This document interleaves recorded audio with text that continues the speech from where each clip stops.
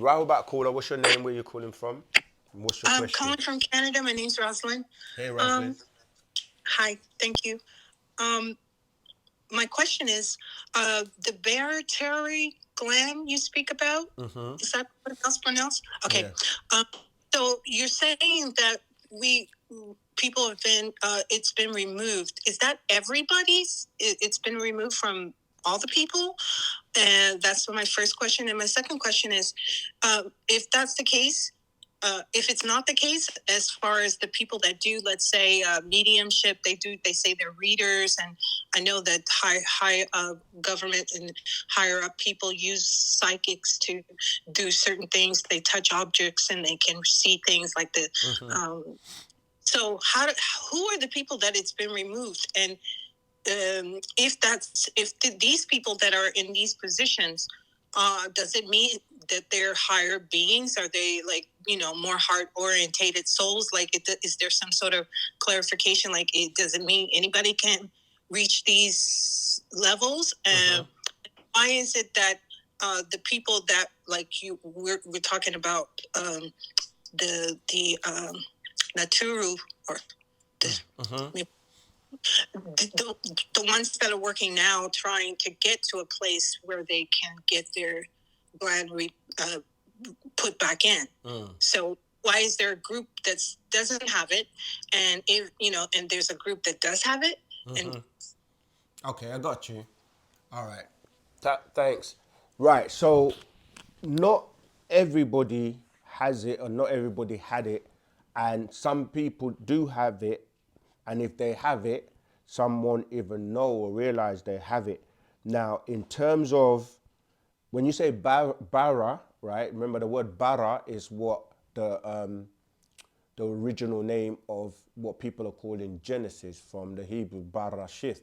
Bara just means to recreate or create, right? So the root word kind of ties into Barathary gland. The Barathary gland,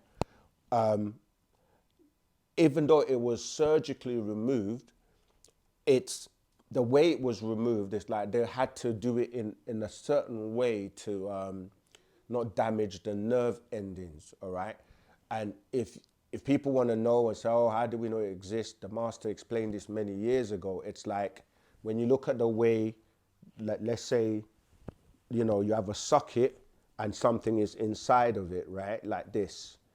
When you remove it, you had to be careful not to damage where it was situated, and remnants of it was left when it was removed. And when you look at a brain in terms of if you were to cut it in a particular way, you would look at other sections that have the same type of socket, if I could use that, and see that there was once something in it, and then there's one here that you see that something is missing. And how it happened is that it's like if I broke my arm or my leg today, and even though it was fixed back, the bone where it was broken would be different, and so it wouldn't be the same. So if I had an offspring or a child, their hand will look okay, but at that particular point where, due to DNA, where I broke my arm or leg, theirs may be slightly weaker. I'm just saying that to say in terms of that over generations, then we lost the ability, but because of those remnants, you still are able to, not consistently at will, but you're able to still tap into the the abilities that having that gland gave you. And this ties into what we call your four higher senses: telepathy, intuition, clairvoyance, and psychometry. So some people still have randomly the ability to use it. And as you start to develop yourself, you may get more ability or connection to those higher senses. And in addition to that, there are people generally who have certain gifts by way of DNA or genetics, or their family line may have had those powers.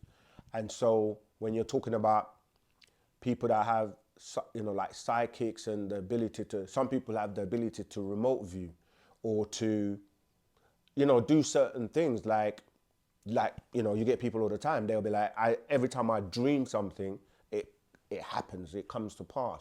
Or I might just intuition, like the brother that called earlier, he was saying that, you know, he had intuition, something's about to happen, something's about to happen, and then it does. So, you know, the question was quite long. So there are people who just have gifts that, you know, people like, as you said, the governments or other people will utilize them to help them in situations.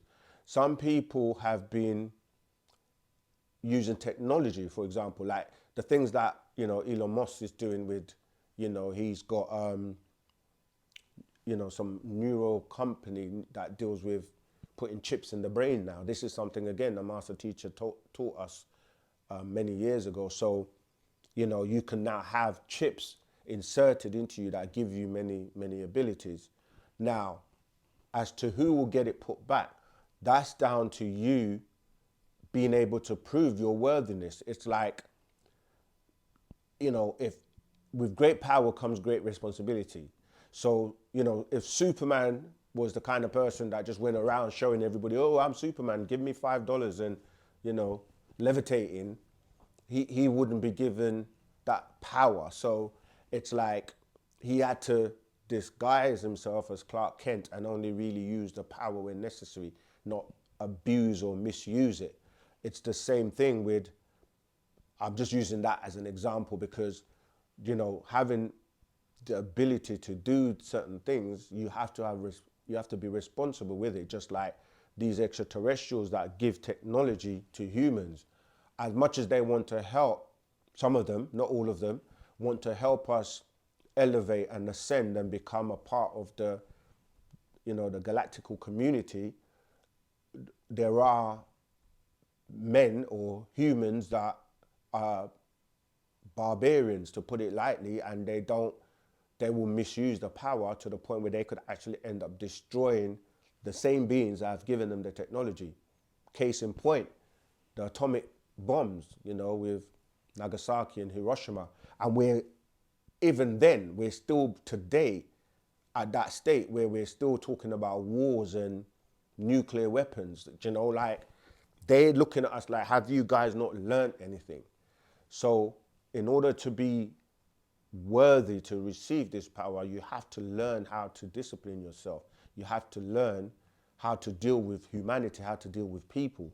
You know, you still have people fighting over religion and fighting over land and things that, you know, a smart, elevated being, mentally, intelligently, would not be doing. So these are the things where you have to prove yourself worthy to receive your gland put back. And only the elders that are going to give it or reinsert it will know if you're worthy, because it's not about lip service. It's not about you just saying it. They can read your matrix. They can read your energy, your aura, your intentions, your mind, to know if you have the compassion, the love, which we call divine love or unconditional love, ashuk. They know who is ready. So you can't fool anyone. This is not a religion where you get dipped in water and all of again you're spiritual when you're born again. No, you have to really be real with this, and that's what Wu-Sabat is here to teach you.